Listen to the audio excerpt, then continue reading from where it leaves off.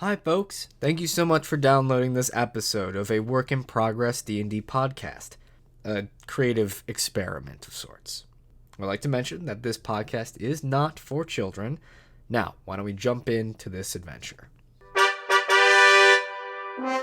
Hi folks, welcome back to another episode of a work in progress D&D podcast. This actually being the 11th? I think 12th.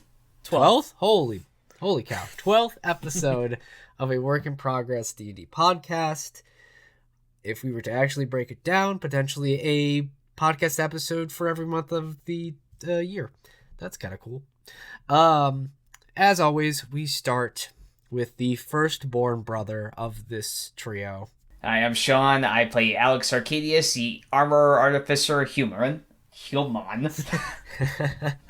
And second, we start with the thirdborn of this trio. Hi, it's Ryan. I play Pine Deciduery, the Oath of the Ancients Paladin.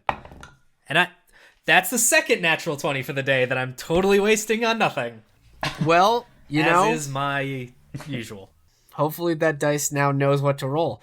And then finally, me, the secondborn of this trio, Eric, your DM, GM, Game Master, or Dungeon Master, if and when we go into a dungeon, or, I don't know, maybe a game or dungeon Moogle. I've been playing a lot of Final Fantasy IX lately, and the Moogle mail system is real fun. Alright. Well, without further ado, let's jump into this episode right now. Let's go! I would say we all held our poses very, Yes. very well right there. Not that, anyone can see. But I was definitely trying to do that.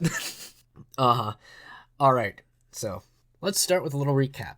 Last time on our adventure, our heroes, along with Roma Owli. Can you guys hear the fan in the background? I think I heard something. I don't know if Maybe it a was a fan. little, but I can hear Allie coughing in the background. Okay. But that's fine.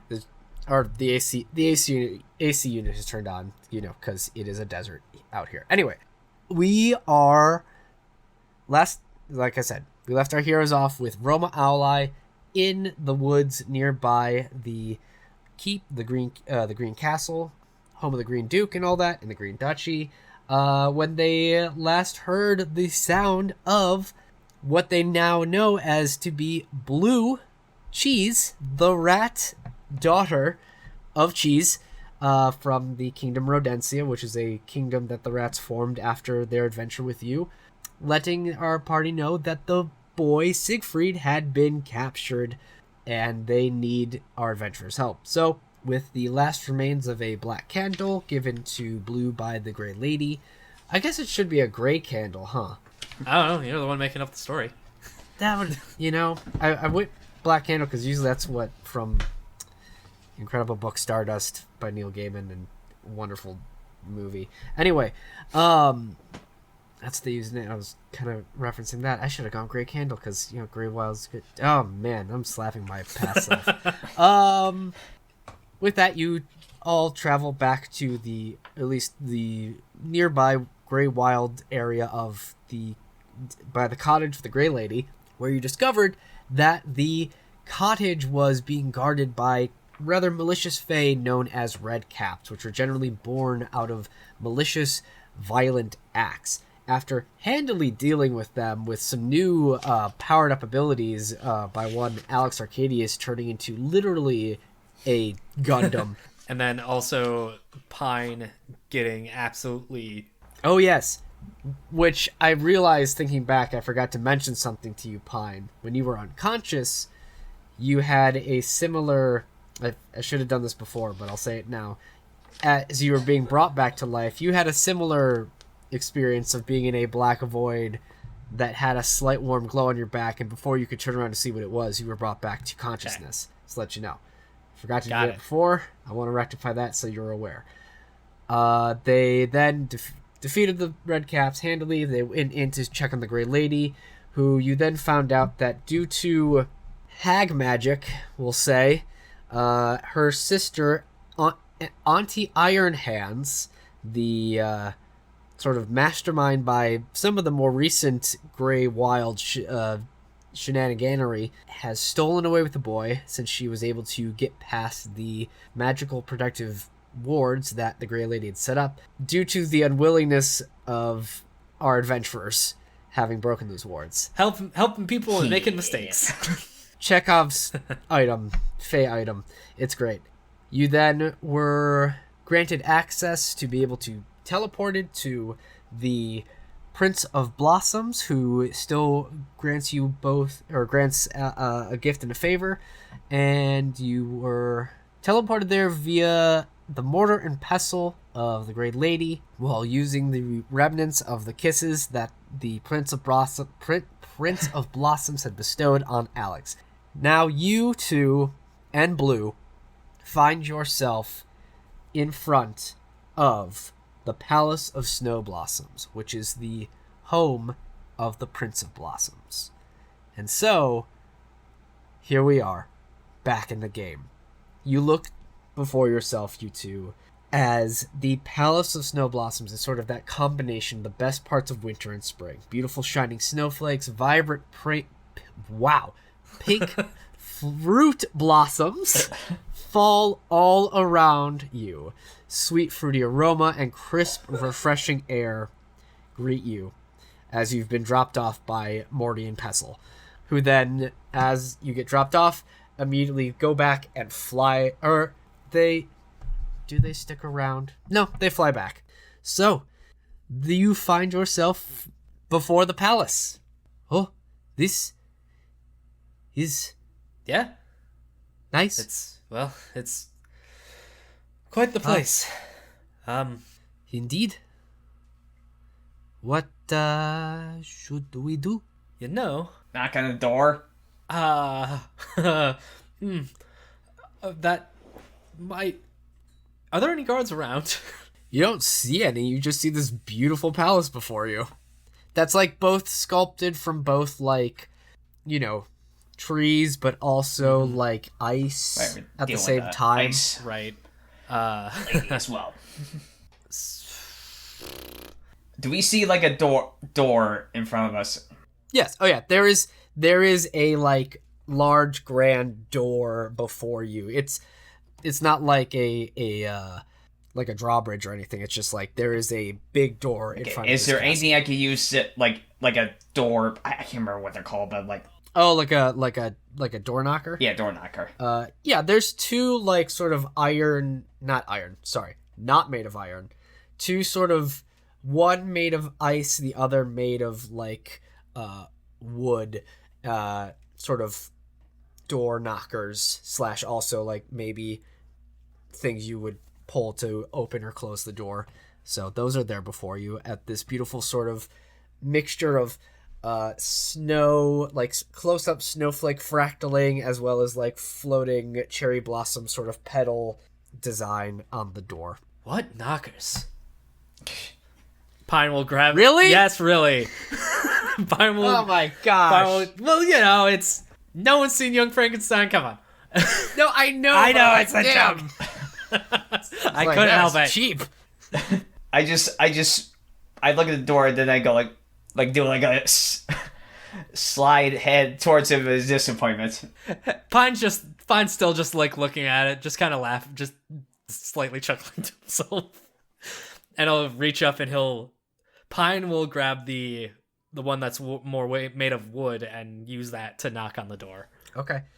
You hear a dum, dum, dum. And then like a twinkling of like snow and blossoms kind of fall around you. And then you hear the as it slowly opens before you. And then you hear in the background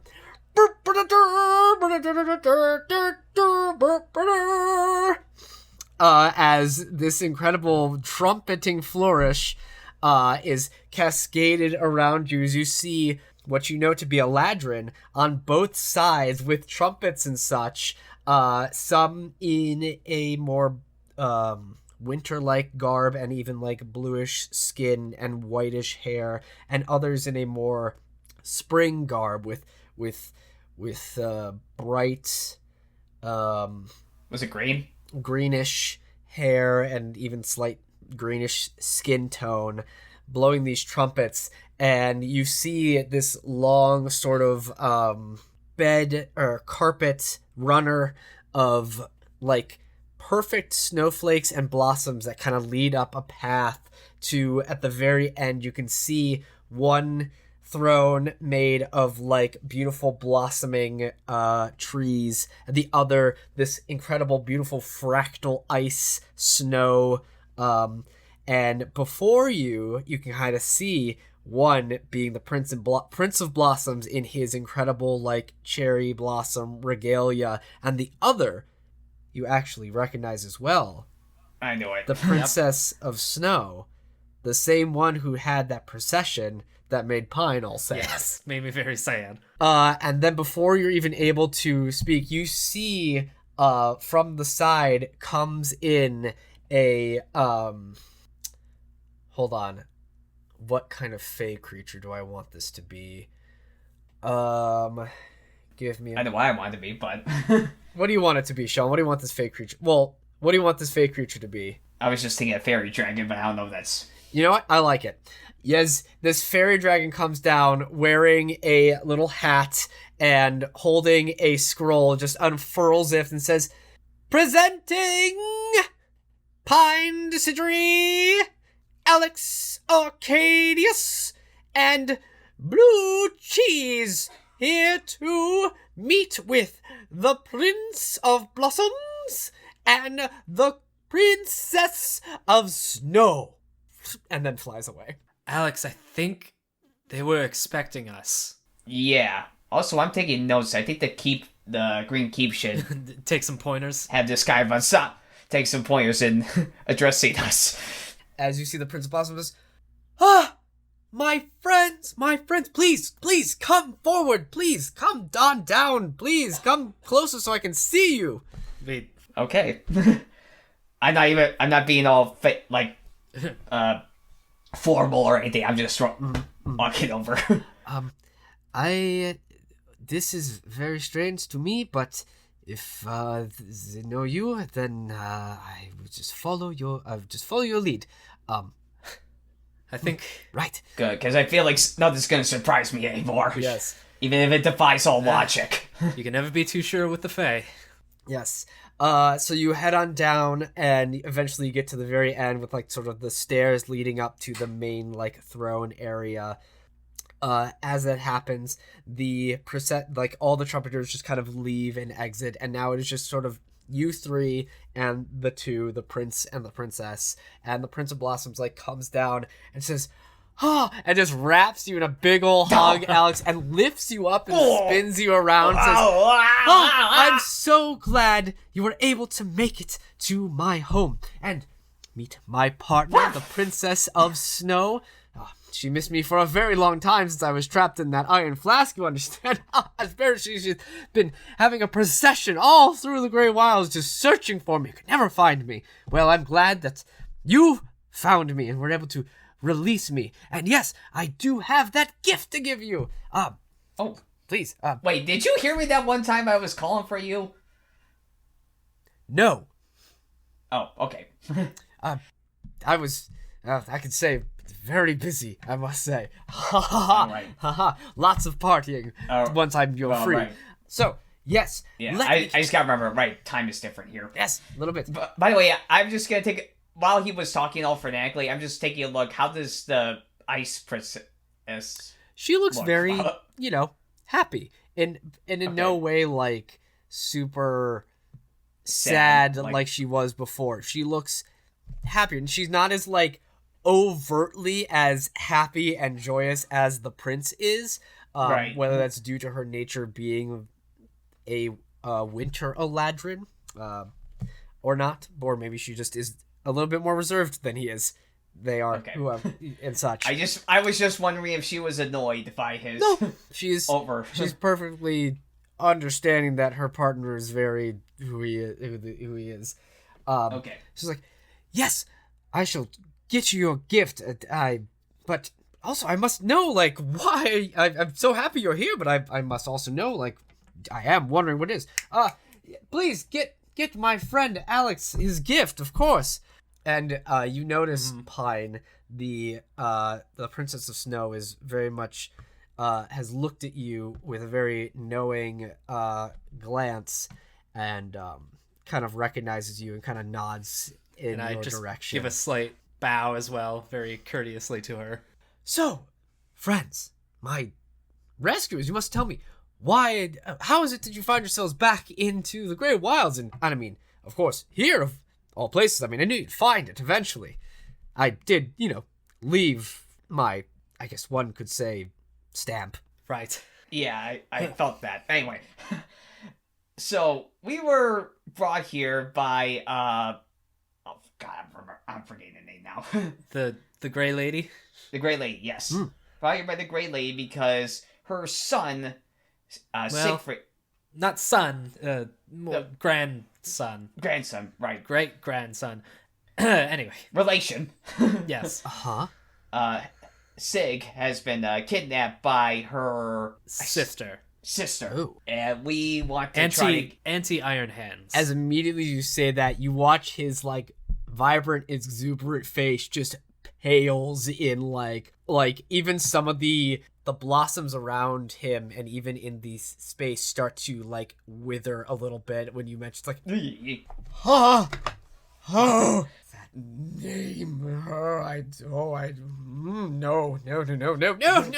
No. Please never say that name in my presence. Please, oh God, no, don't. Can we just say Aunty? Understood. Name Nancy. Okay. Nope. Just we'll just not speak of it. I think there's a vague understanding of who we are going to be talking about further, and there's no need to mention the name. Yes, I agree. And with that, some of the colors, but it's still a little bit more muted. It's like, you understand that, well, I can't say that's let's say my prison for the past, however long, say it was that individual was the reason. I'd rather not go much into my history with that individual, but It's We get it. fair, and by any means, we are not asking you to, in a way, help us directly with that individual. oh, thank goodness. But in terms of any possible aid that you'd be able to give us in other ways. Yes. Well, I have this gift for Alex, which is come on its way. I swear, some people are just slower than you need them to be. As that happens, it immediately a small chest appears in his hand that is brought by a couple other fish. Oh, right on time. So this, Alex, my Yes. savior. He opens Right. the treasure chest, and in it, you see what looks to be a bracelet made of some sort of silvery metal. Now, this is something that one can only find here, I think. At least I believe I found it here. And he takes it out, and you watch as it, like mercury, melts and forms and wraps around his wrist as bracelet. This is a piece of... This is a mercurial mithril bracelet, but realistically, it is mercurial mithril, which can become sort of anything you'd like. Almost, it can become like an all-purpose thing of sorts. It sometimes can, if you need it to be like, he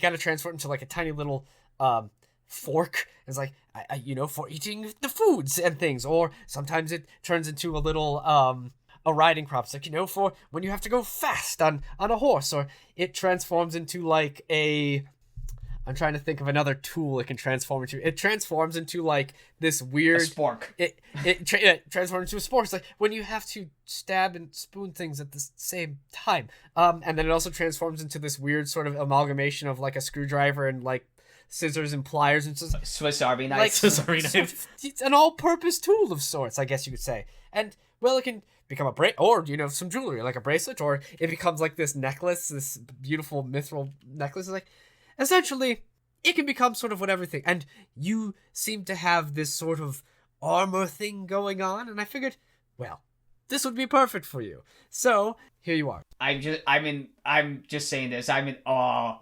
Mostly, it's like yes, actually, this is like one of the things I've been looking for my entire life. Well, now Whoa. you have it. So yes, DM to player, this will essentially work. I'm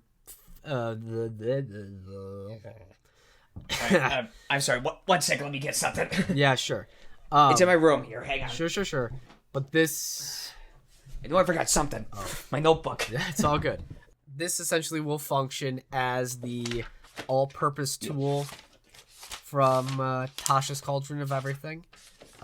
Specifically, this will be a +1. Okay. And the fun thing about this is that it can essentially not just become like any tool you need it to be, but it can also be like, thieves' tools as well. And also it can, transform into a piece of jewelry if you need it, or into like any sort of other, small sort of thing.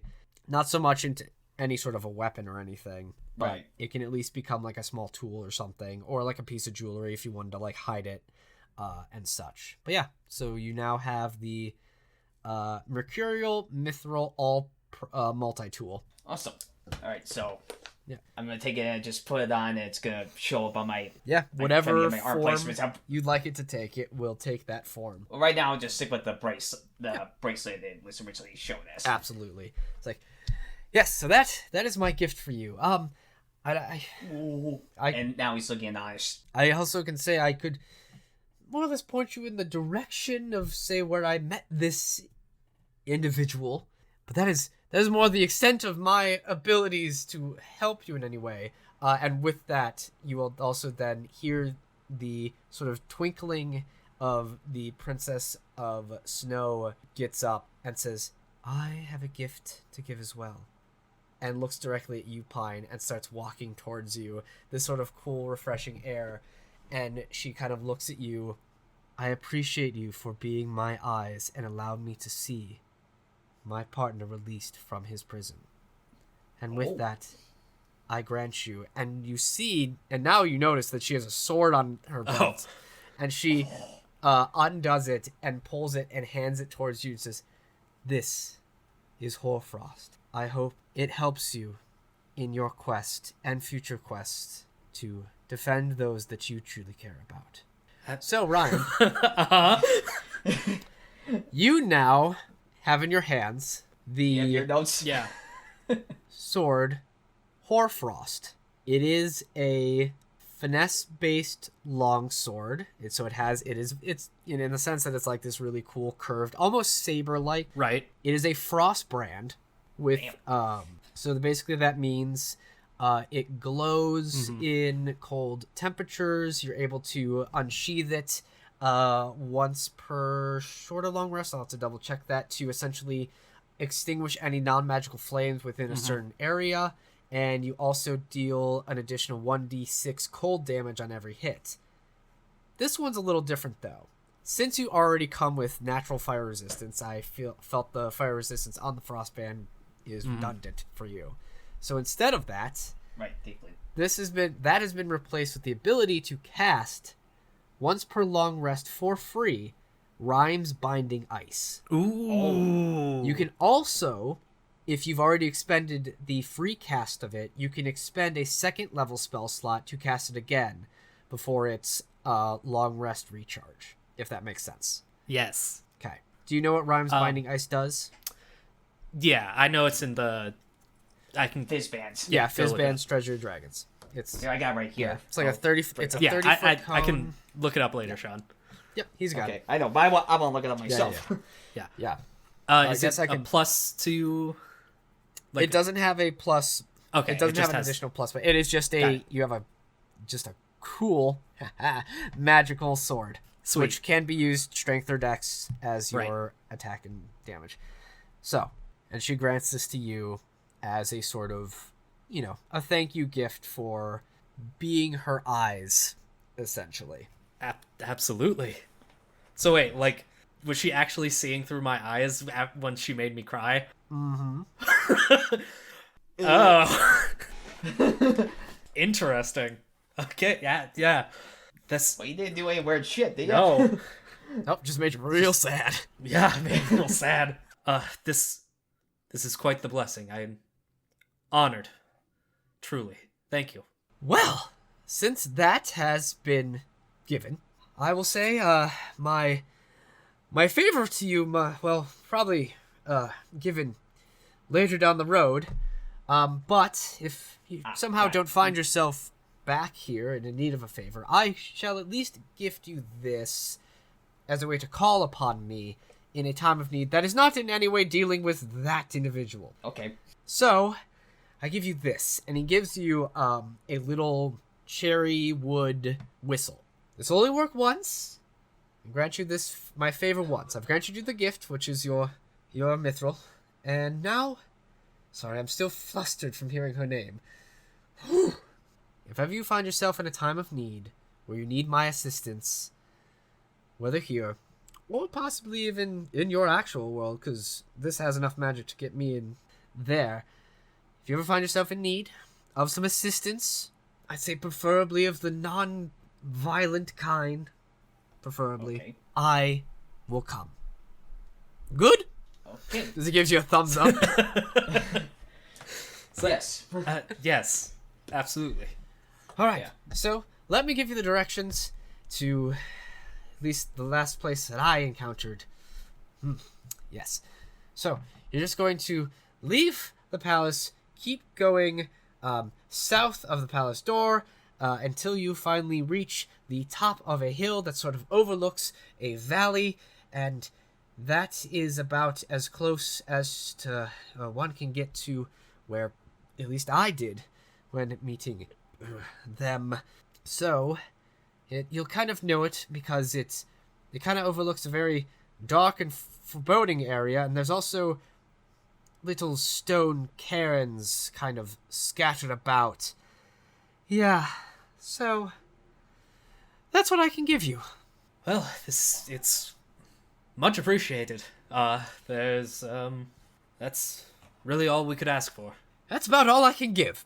So, hopefully next time, or maybe the next time we meet, it is under more celebratory circumstances. Very much appreciate that.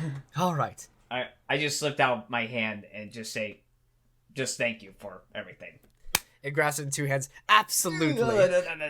Yeah. And I'll do the same thing for the Ice Princess. She just nods Oh, okay. at you. Well, it's like, okay, Very and then politely. I nod back. Okay. And Pine will just give a bow. And a polite And- nod. Yep. Turn on point and... Alright, well, I'd say we better be off. Yep, we got a kid to save. That's we do. Future heir. Okay, so with the information that you've been given and the gifts also now gifted to you by the prince and princess. There. Question. Yes. Does it require attunement? Yes. Okay, that's what I thought. So am I the so does yours. Yeah. So is mine. I gotta be careful. I got two things attuned. Same. Yep. What was yours? The goose boots. Right. Or, as I have it written in my notes, the goddamn goose boots. Goddamn goose goose. Yeah. So on you walk, following the very simple instructions of the Prince of Blossoms. And as you're sort of walking, you get this feeling that getting there is almost guided by the power of the words of the directions that the Prince of Blossoms gave you.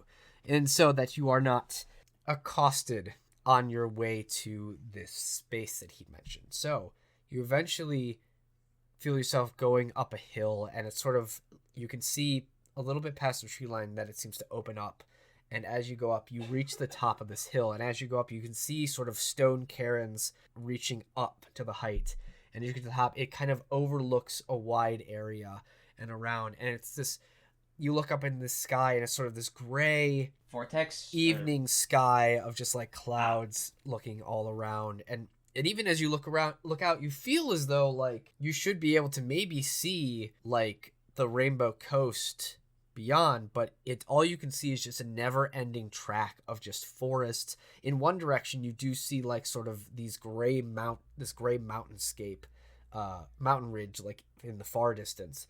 But in terms of like seeing it, like you really feel like you are deep within the Gray Wilds, and you feel like you can only wonder how far one goes until they actually get to potentially the Feywild without just going straight through a portal. But as you look around, you can kind of see a little bit of what the Prince of Blossoms was talking about. And there's this sort of area in this sort of valley area that seems to be kind of cliffy and rocky, but like growing strange trees.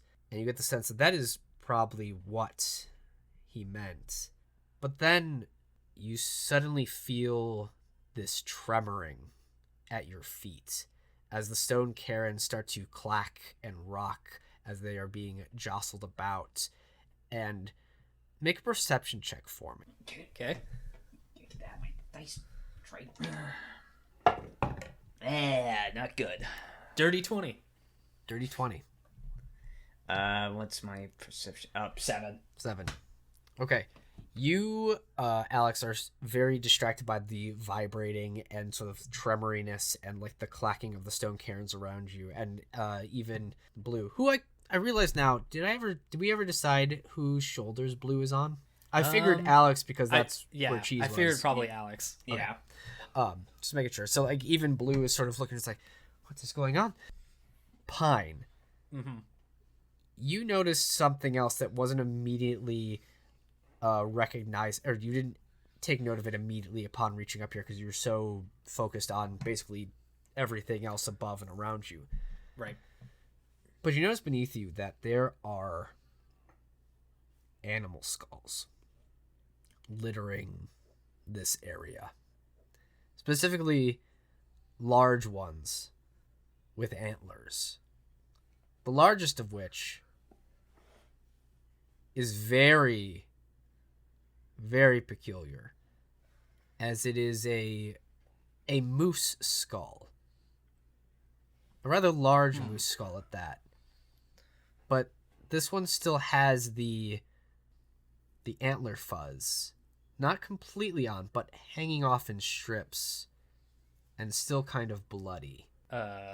And that's when you kind of also notice, looking at this thing, that there is an eye staring back at you through the skull. Oh, he takes his swords out and that's when the tremors start to really pick up, and you feel yourself lifted into the air as you watch as... Same with me? Yes, both of well, you or... on like the top of this okay. hill, as you watch as this antlered skull starts to lean forward and lift up, and around it are more antlered skulls of various like deer and ram and goat and ibex. I was thinking of another horned skull animal. And the stone cairns, that even though they're shaking, none of them they don't fall over at all, which is very strange.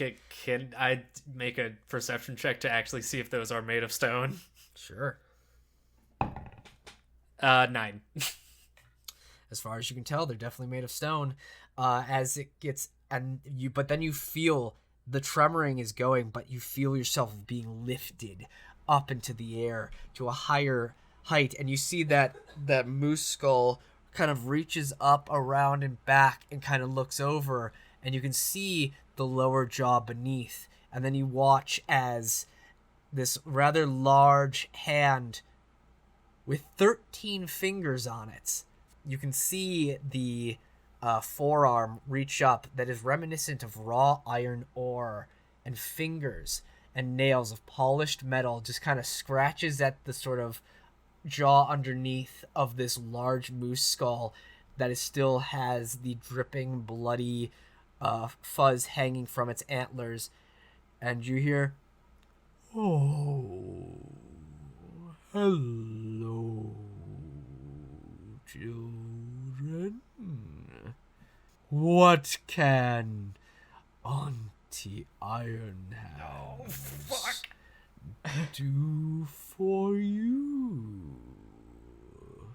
And that's when you realize that you're standing on top of Anti-Iron Hands, this incredibly huge individual. You're basically standing on her shoulders as she's sort of hunched over a little bit with like this thing. Slightly weirdly long neck is able to look back at you with this eye, and her big arms and the antlers and the stone cairns just resting on her. And she's like literally almost made of dirt and clay, but also still kind of dripping with like roots and bone and debris that seems to hang off a little bit like clothing.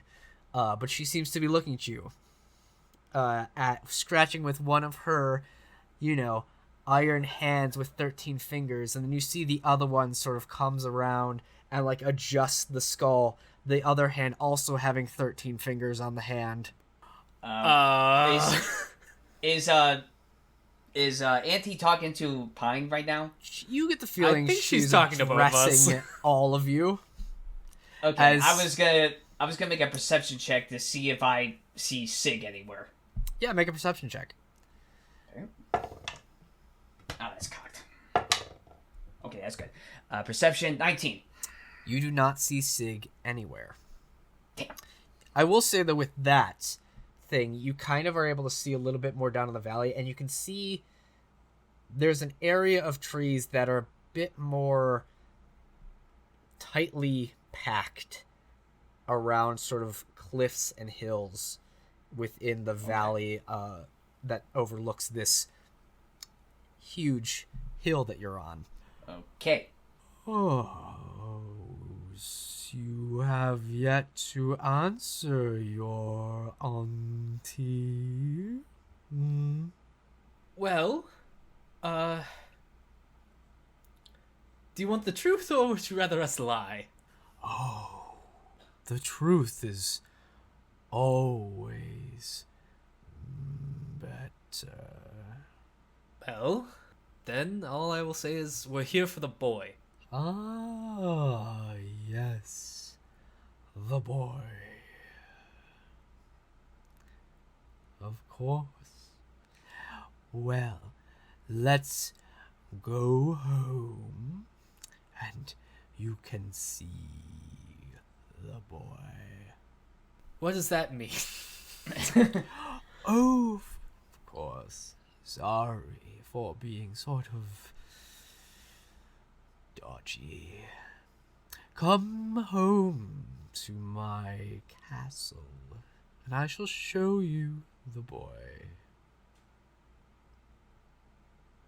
I mean you no harm.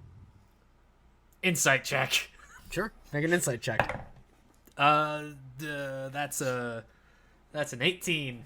An 18.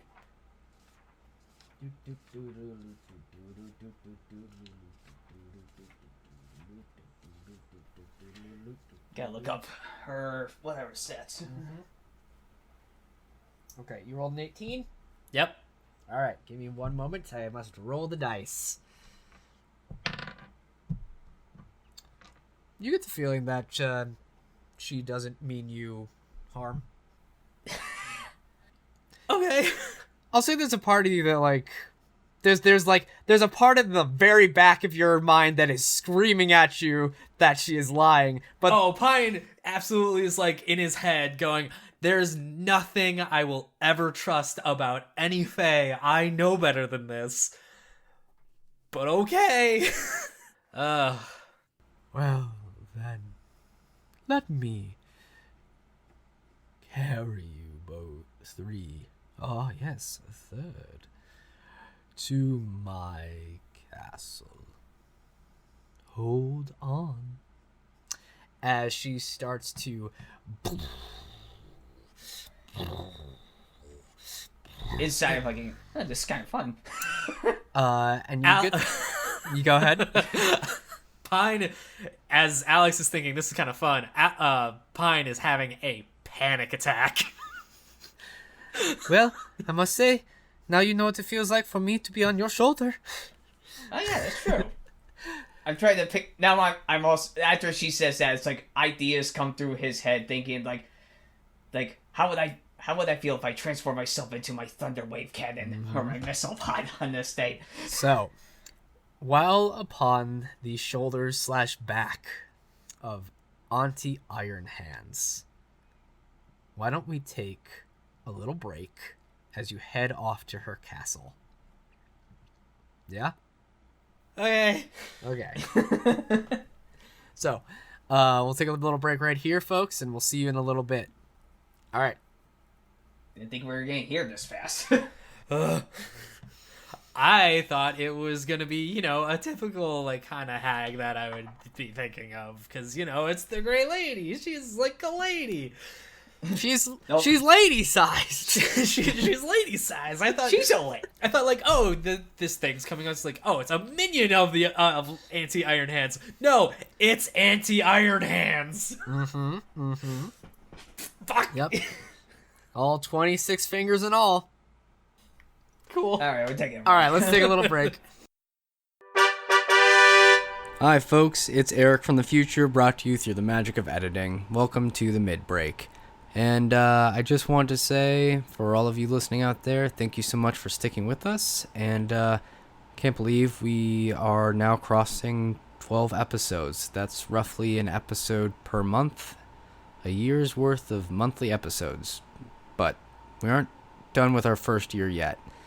And I'm just excited to be at sort of this small yet big to me and us milestone in a way. So yeah, let's get back to the episode. Hi folks, we've returned to this.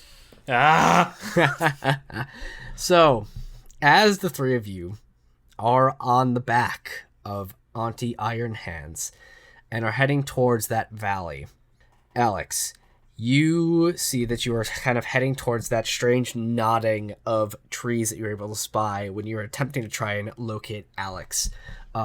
Sig. Sig, yeah, you're Alex. Yeah, you weren't looking for yourself. I mean, that's what the whole journey is for, but... You know what it is, isn't it? So, you notice that is kind of where you're heading. And also, you two are able to notice, as you're getting closer, you feel yourself, not like your physical body shrinking, like in size, but you can feel yourselves moving lower and lower beneath the canopy of trees. And not just because you're heading into a valley, but you actually can get the sense that the body you are on top of is getting smaller. To a point where you eventually find yourself in front of the door to this massive, sort of ruined castle-looking keep that has, like, gnarled, leafless trees growing out of it.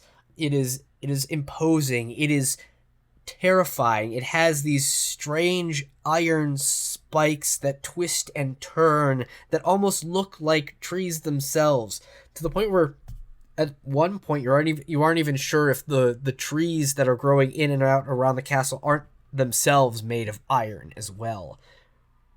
Standing before you in front of the massive door is a slightly smaller but still large, roughly 8 feet tall, imposing individual of Aunty Iron Hands. Still moose skull, antlered.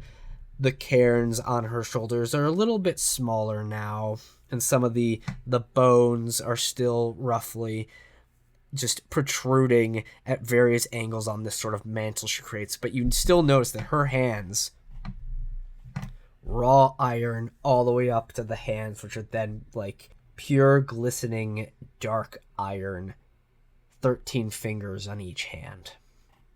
Oh god, fingers. Well, children, please let me welcome you to my home. Come in. Let me warm your bones by the fire. As she opens the doors, like, does the little bow to lead you in, but then moves in herself.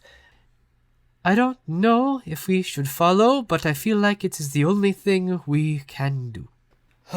Just be on your guard. Always.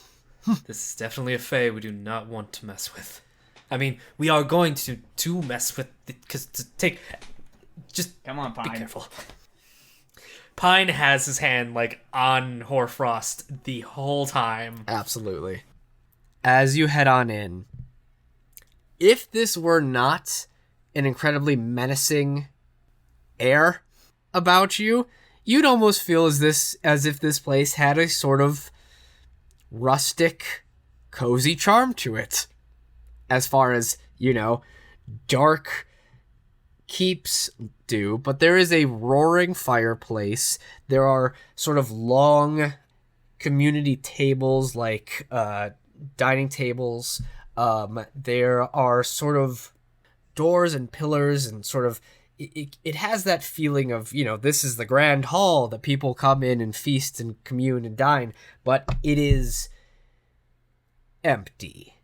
And other than the fire, mostly lightless. There are sort of doorways that seem to lead off to other areas of this castle. Where they lead and what they lead to is unknown to you. You can kind of also see some shelving and other things set up that seems to have all sorts of strange, weird knickknacks and things, just bits and pieces of stuff. There even is a strange, big sort of pile of stuff in the back where you'd imagine a throne would be if it were, but it is more like a throne of stuff, as opposed to a throne of traditional look. But there you see her standing in front of her throne, like, so, children, you wish to see the boy. That's why we're here. Yes, I see. Well, let me bring you to him. And she starts walking slow and to one of the doorways and starts walking up some stairs past the doorway. A door, we'll say, which is past the sort of large fireplace that's like against the wall. So, do you follow again? First, I'm just gonna make a quick perception check around the room we're in. Yeah, absolutely. Don't you love all these choices I'm giving you? Yeah. Yeah. And also, Man, that's slow, bud. with her kind of walking up and not facing us, Pine's gonna do a quick detect magic. Yeah, absolutely. Okay, I rolled 12 total. So 12. Alex, you can kind of see all sorts of various things just kind of around and about. Things that kind of take interest, things that are able to catch the firelight and take some interest. You see something that looks like a tiny clockwork figurine of some sort of like bird-like creature with antlers. You can see something that looks like a jar of pickled serpent tongues. You see what looks to be like a tiny spool of black thread, and that's what I'll say you see from just a quick sort of glance at some of the stuff that is around. Do I at least see if this is more organized than the Grey Lady? The Grey Lady? Yeah. I will say the stuff that is like stacked on the Shelves? Or... the shelves and things are. Okay. The stuff that is making the throne of stuff, no. Okay. And then Pine, you cast Detect Magic. Yes. Am I blind? Not entirely, a little, not like fully blind, but like you're able to see the areas of certain things. I will say in particular, from the throne of stuff, You get like 3 rather decent-sized pings of magic. A lot of other things are sort of scatterings of magical stuff around. Like, you take a look around, you can kind of see some of the stuff that Pine just kind of looked at in terms of, like, the black spool of thread, kind of, and other items on that wall kind of reveal a little bit of very minor magic. But you do get 3 major bits from the pile of stuff that is stuff because it is... A lot of it is... on closer inspection, not just stuff, but more of what makes up the mantle of the Iron Lady. But you get 3 decent-sized magical blips from it. From one being just a bit stronger than the sort of minor magical trinket-y bits around, and then 2 others that are a bit more like stronger. Yeah. Okay. So, with that, well, one, it looks like hoarding runs in the family. And Pine will also still cautiously continue to follow the Grey Lady. not the Grey Lady. Not the Grey Lady, Aunty. the Iron Hand. Anti-Iron Hands. Mm-hmm. The individual. Yes. Them. Her. It. You follow Aunty Iron Hands up the stairwell. You go what feels like quite a while. So eventually you reach sort of an upper level. And you can see she's kind of been waiting for you from outside what looks to be a door. A wooden door leading to what you can only imagine is probably a room. The boy is behind this door. It is a room. A bedroom for him. Also, at any point in time, have we seen any subordinates? Oh, yeah. Any other kind of creatures around? Nope. Yeah, that's unusual. That's And then you watch as she kind of holds up one of her 13 fingers to her, like, jaw underneath, like, the moose skull and says, "The boy is sleeping quietly." And just, like, you watch 13 hands wrap around a doorknob. 13 hands! 13 fingers, shit. Fingers. I'd be more scared of that than the fingers. Little did we know there was a hand on each one of the fingers. Bleh. I'd be more freaked out of that. Oh my god. Okay, sorry. Yes, you watch as the 13 fingers wrap around the doorknob, turn, and open the door.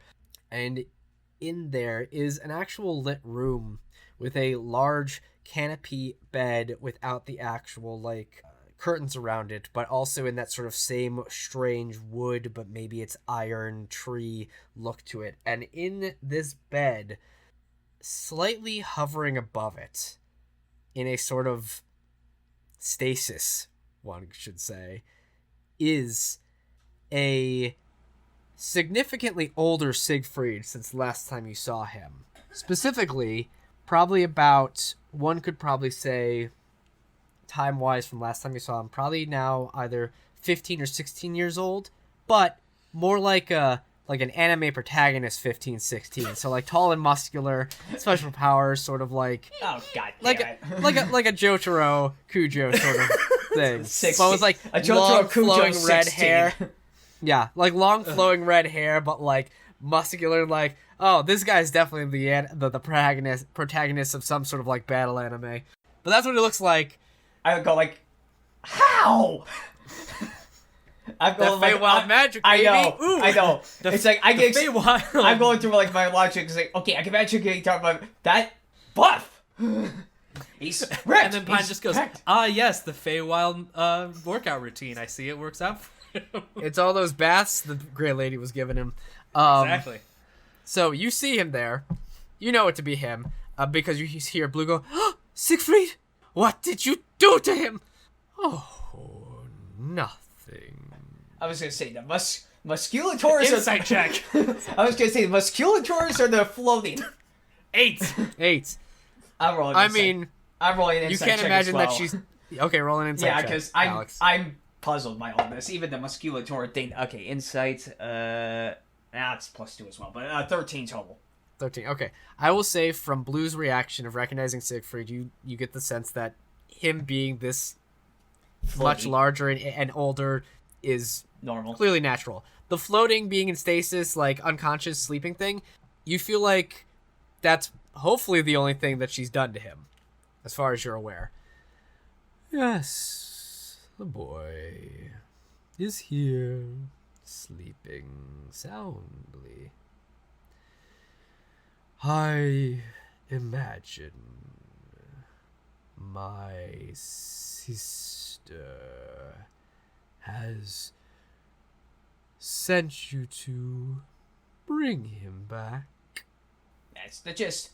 That's all that you need to know. But yes, that's the gist. Of course. Well, if you'd like, I'd be more than happy to give him back to you. But Of course, there's a but. There's always a but. I require something that you must bring me. Okay. What are we talking here? I don't know why I just went Brooklyn. Sorry, I don't know what happened. Hold on. I'm just going back to my notes so I don't mess up exactly what she wants. You took us the wrong direction, you bitch! I am willing to give you Siegfried if you can bring me the horn of a moonstone dragon.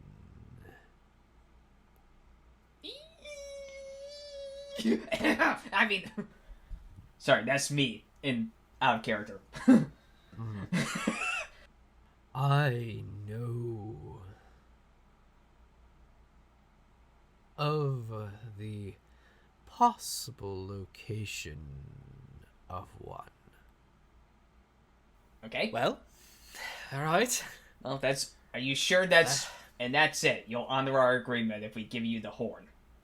Yes. Bring me Without the any horn. funny business towards Siegfried. You have my word.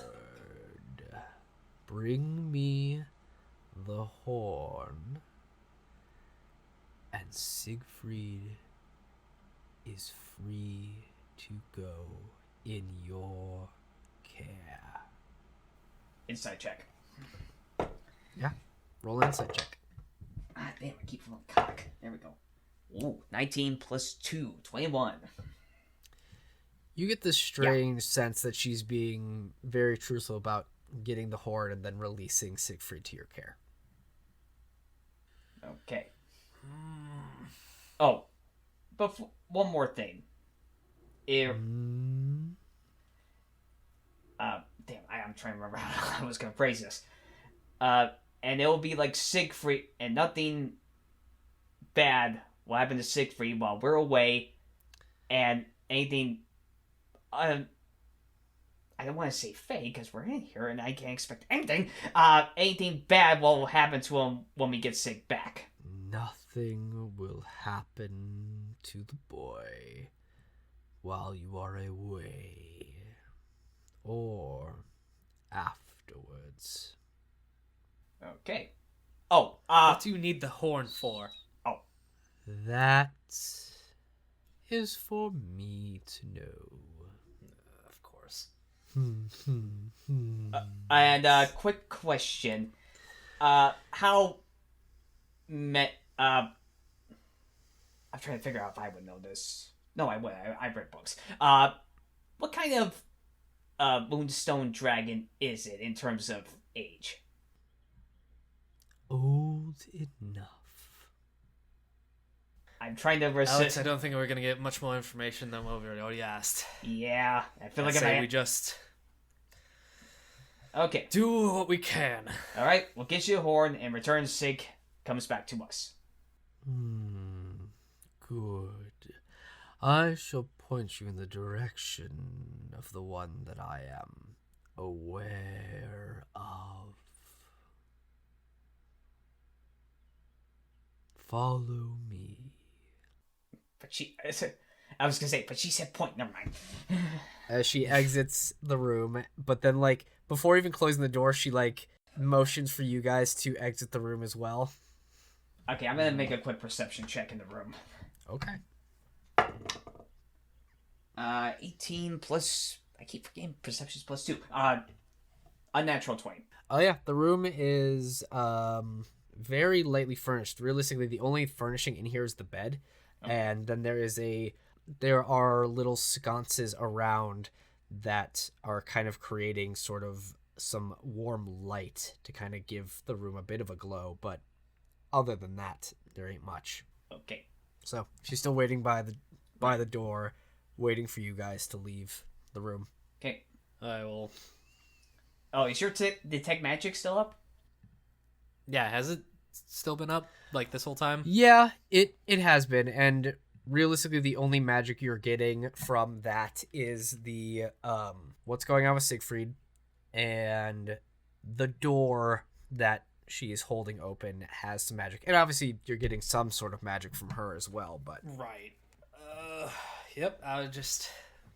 I'll head out the door, keeping an eye on her the whole time, not trusting any bit of whatever is going on with her. Alex, you leave the bedroom as well. Yeah. Okay. As soon as you guys are both have left, Well, hang on. Before we go, it's like, Blue, you okay with us? It seems to be the only thing we can do, and if it is to get Siegfried back, we must do it. All right. Although it does fill me with some dread. Yeah, you're not the only one. So as you three leave the room, you do watch as she turns it and clicks it locked, and then just follows you, motions you to go down the stairs. So eventually you find your way back outside the castle, and you watch as she points off. Relatively would be if you were looking at the front of if you're looking at the door, it would essentially be going east of the castle, and she just kind of points you in that direction with one of her 13 fingers. That way is the lair of a moonstone dragon. Okay. Fine. I don't suppose you could give us any advice on what we'll be facing over the Moonstone Dragon, right? Well, there are perils within these woods. Good luck. Right. It's just kind of with a hand, I just take Alex by the bag and just kind of shove him all along and just keep walking. I'm sorry, I have so many questions about this place. Questions that you will not get the answer to, and ones that really you shouldn't be asking to a fae like her. And as we're walking away, I also turn around and just two anti-iron hands. I just do the two eyes and pointing at her as we walk away, like the. You know the meme. As you do that, she just waves at you with this strange, waving of a hand with 13 fucking fingers on it. And then when he does that, she sees that, he just flicks her off, and turns around and keeps walking. Beautiful. So as you head off into these dark woods, into a direction that supposedly leads you to a lair of a moonstone dragon. Whatever that is to you guys. Yeah. And the shadow of anti-iron hands getting smaller and smaller in the distance. That is where we'll end this episode today of a Work in Progress D&D podcast. We're gonna meet a Moonstone Dragon. Thank you all so much for listening, and we'll see you next time. Bye. Moonstone Dragon. Well, that concludes this 12th episode of our podcast, and I hope you're just as excited as I am to see what the rest of the Great Wilds has in store for our players. Because, my gosh, I sure am. If you like this episode, don't forget to do the whole like, rate, leave a review, share with a friend, subscribe, wherever, helps us out. And if you want to send us an email to let us know how we're doing or what you think of the podcast, you can email us at awipdndpodmail@gmail.com. That's spelled awipdndpodmail@gmail.com. Once again, that's awipdndpodmail@gmail.com. Excited to read whatever you send our way. And you can also follow us on Twitter at A Work in Progress D&D Podcast, at awipdndpod. And last but not least, thank you so much for listening. Thank you to my brothers for joining in this experiment. And as always, an extra special thank you to my wife, Allie, for her constant support and advice. I have been Eric, and I hope you continue along with us on this adventure, both real and imaginary. Ta-ta for now. Past the doorway. I'm leaving. okay. Pull your car in. Okay. Again, I don't know if I'll be home or not, but don't leave any lights on. Okay. Goodbye. Bye. Sorry, Dad's going to a wedding. He's just telling me. Gotcha. Our own father opens up to one of the doors in the set of keys and says, I gotta go. Bye. Okay, Dad. What? Oh no! There's a lot more portals in here than I had imagined. Jesus. All right. So back to the story.